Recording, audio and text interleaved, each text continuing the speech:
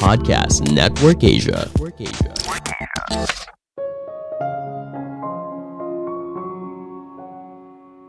Tidak semua masalah bisa diselesaikan dengan uang. Di beberapa kasus, pemberian uang malah memperburuk situasi yang sudah ada. Halo semuanya, nama saya Michael. Selamat datang di podcast saya, Sikutu Buku. Kali ini saya akan bahas buku What Money Can't Buy karya Michael J. Sandel. Sebelum kita mulai, buat kalian yang mau support podcast ini agar terus berkarya, caranya gampang banget. Kalian cukup klik follow. Dukungan kalian membantu banget supaya kita bisa rutin posting dan bersama-sama belajar di podcast ini. Buku ini membahas hal apa yang seharusnya tidak boleh dibeli dengan uang. Di era sekarang, ibaratnya kita bisa membeli apapun.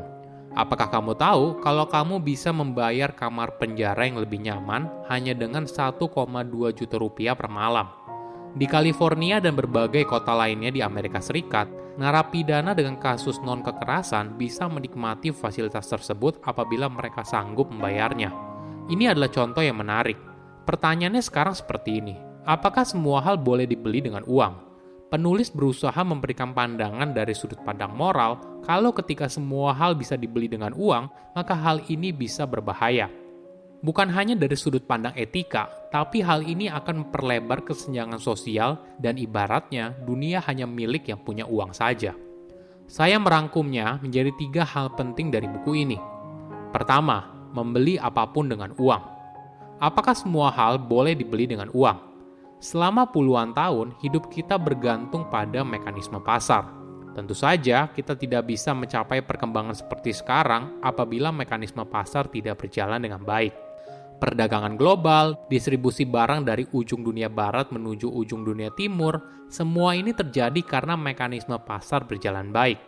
Namun sayangnya, manusia berusaha menerapkan mekanisme pasar pada hal yang semestinya tidak pantas.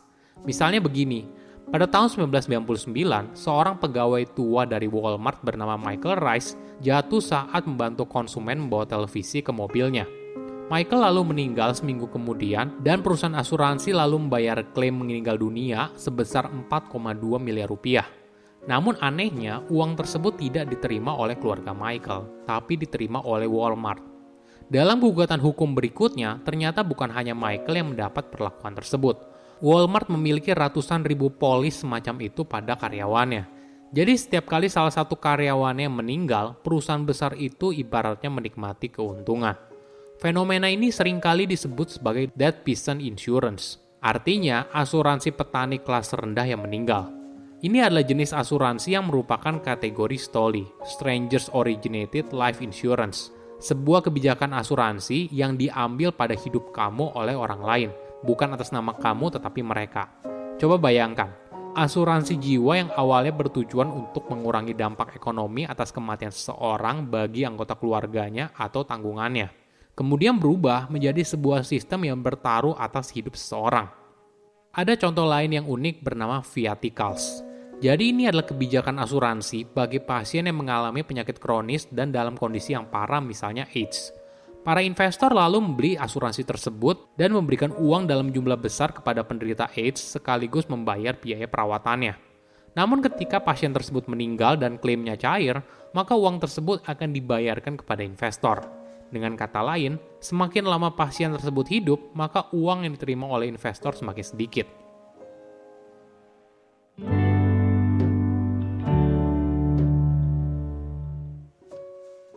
Kedua, membeli pelayanan yang lebih baik dengan uang. Apakah kamu suka menunggu? Kebanyakan orang kalau ditanya pasti nggak suka. Kita pasti berusaha gimana caranya agar kita bisa dapat giliran duluan. Di masa sekarang, apabila kita punya uang, kita bisa terang-terangan membeli jalur cepat. Kalau kamu pernah pergi ke theme park, pasti kamu familiar dengan istilah fast track atau fast lane. Dengan mengupgrade tiket yang kamu miliki, maka kamu tidak perlu mengantri untuk naik wahana yang kamu inginkan. Di Amerika Serikat, kamu bisa bayar jasa bagi orang lain untuk mengantri buat kamu. Misalnya kamu ingin beli tiket konser, makanan dari resto yang baru saja buka, iPhone terbaru, dan sebagainya, kamu tidak perlu mengantri. Cukup membayar jasa orang tersebut dan kamu bisa memiliki apapun yang kamu inginkan. Namun bagaimana dengan membayar jasa antrian untuk ketemu dengan dokter? Di China, khususnya di daerah pedesaan, akses kesehatan sangat terbatas. Jadi apabila ada pasien dari desa ingin berobat ke kota, maka mereka harus mengantri yang panjang hanya demi bertemu dengan dokter. Mereka bisa mengantri semalaman, bahkan kadang bisa beberapa hari untuk berobat. Kondisi ini lalu menciptakan permintaan calo antrian. Harga tiket antrian dokter awalnya hanya sekitar Rp30.000, tapi tiket tersebut sulit didapat. Mau tidak mau, apabila tidak mau mengantri lama, maka pasien harus membeli dari calo tiket yang menjual tiketnya dengan harga yang lebih mahal hingga mencapai belasan juta rupiah. Tentunya harga tersebut sulit dipenuhi bagi mayoritas orang yang tinggal di desa. Hingga akhirnya membuat kita jadi bertanya, apakah seorang pasien berhak mendapat pelayanan yang lebih cepat hanya karena dia membayar lebih mahal? Kenapa kita harus peduli kalau uang bisa membeli pelayanan yang lebih cepat? Karena ada dua alasan. Pertama, soal ketidaksetaraan. Dalam masyarakat di mana semua hal bisa dibeli, hidup pastinya akan lebih sulit bagi orang yang berpenghasilan rendah. Bayangkan apabila untuk kebutuhan dasar seperti kesehatan, layanan masyarakat, dan sebagainya, seseorang harus membayar lebih agar mereka bisa lebih cepat. Tentunya hal ini sangat merugikan orang yang berasal dari kalangan bawah. Kedua, merusak apa yang sudah baik. Tidak semua hal bisa diselesaikan dengan uang. Ketika orang tua bisa membayar denda keterlambatan saat menjemput anaknya dari daycare, orang tua tersebut jadi tidak punya tanggung jawab moral untuk menjemput anaknya tepat waktu. Uang telah menghilangkan perasaan tersebut.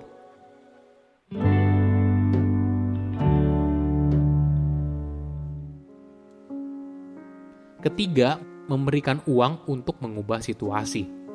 Bagaimana bila kita menawarkan uang untuk mengubah perilaku seseorang? Ini seringkali disebut sebagai incentive theory of motivation, yang artinya seseorang akan berperilaku dengan cara yang mereka yakini akan menghasilkan hadiah dan menghindari tindakan yang mungkin berakhir pada hukuman. Intinya, dengan insentif tertentu, perilaku seseorang bisa didorong menuju sesuatu yang diharapkan. Ada sebuah contoh yang menarik. Ada sebuah sekolah dengan kompetisi yang sangat ketat pada masing-masing siswanya. Di sana, banyak orang tua berusaha memotivasi anaknya untuk belajar dengan uang. Jadi anak tersebut akan dibayar apabila mendapat nilai bagus. Mungkin dulu ketika masih kecil, kita juga pernah diiming-imingi oleh orang tua untuk dibelikan mainan apabila dapat ranking di kelas. Menariknya, ahli ekonomi melakukan penelitian pada sekolah yang banyak berisi anak dari keluarga menengah ke bawah. Mereka menawarkan uang tunai sebagai hadiah apabila anak tersebut mendapat nilai yang bagus. Hasilnya ternyata bervariasi. Ada yang tidak berdampak apa-apa, ada juga yang jumlah kehadiran siswanya meningkat tapi hasilnya tidak berubah. Namun ada juga yang berhasil. Tapi hasil terbaik justru bukan dari memberikan hadiah uang kepada para muridnya, tapi pada guru. Ketika guru tersebut mendapat hadiah apabila anak didiknya mendapat nilai bagus, maka perilakunya pun berubah. Mereka berusaha mendorong perubahan budaya di sekolah dan perilaku siswanya untuk mengejar pencapaian akademis. Oke, apa kesimpulannya? Pertama, tidak semua hal bisa dibeli dengan uang. Tidak semua masalah bisa diselesaikan dengan uang. Di beberapa kasus, pemberian uang malah memperburuk situasi yang sudah ada. Kedua, membeli pelayanan ekstra dengan uang. Dalam masyarakat di mana semua hal bisa dibeli, hidup pastinya akan lebih sulit bagi orang yang berpenghasilan rendah. Bayangkan apabila untuk kebutuhan dasar seperti kesehatan, layanan masyarakat, dan sebagainya, seseorang harus membayar lebih agar bisa lebih cepat. Tentunya hal ini sangat merugikan orang yang berasal dari kalangan bawah. Ketiga, uang untuk mengubah perilaku. Ada anggapan kalau uang bisa mengubah perilaku seseorang. Kita bisa memotivasi orang untuk bekerja dengan lebih keras, belajar lebih rajin dengan menggunakan uang.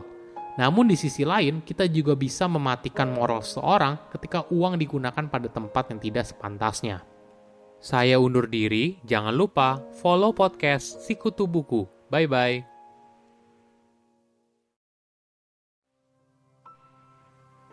Pandangan dan opini yang disampaikan oleh kreator podcast, host, dan tamu tidak mencerminkan kebijakan resmi dan bagian dari podcast Network Asia. Setiap konten yang disampaikan mereka di dalam podcast adalah opini mereka sendiri dan tidak bermaksud untuk merugikan agama, grup etnik, perkumpulan, organisasi, perusahaan, perorangan, atau siapapun dan apapun.